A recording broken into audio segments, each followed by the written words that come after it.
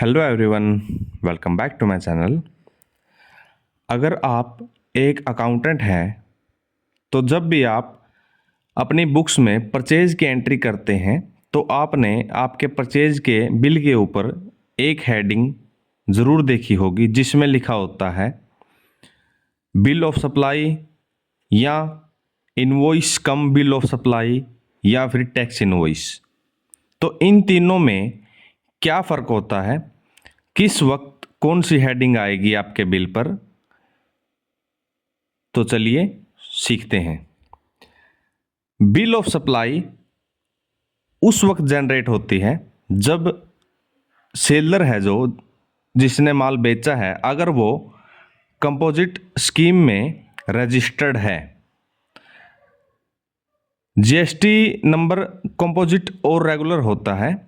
जब dealer composite है तो उस वक्त वो जो इनवॉइस इशू करेगा उस पर बिल ऑफ सप्लाई लिखा होता है। या अगर जो रेगुलर डीलर है उसने कोई निल रेटेड यानी कि विद टैक्स फ्री सेल की है तो उस पर भी बिल ऑफ सप्लाई लिखा होता है।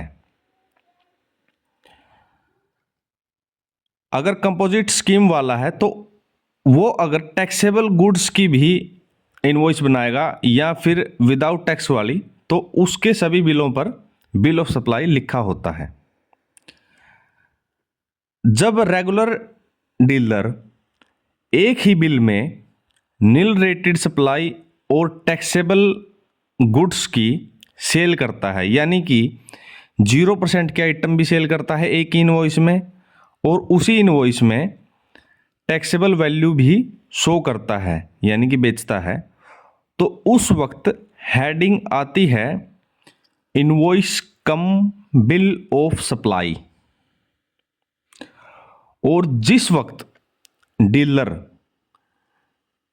टैक्सेबल गुड्स की सेल करता है तो उस वक्त सेल बिल की हेडिंग होती है टैक्स इनवॉइस।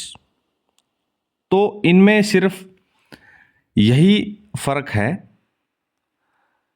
ऐसी ही इन्फॉर्मेटिव वीडियोज़ के लिए जुड़े रहिए हमारे channel tally with Ravinder sir के साथ। Thanks for watching. Have a great day.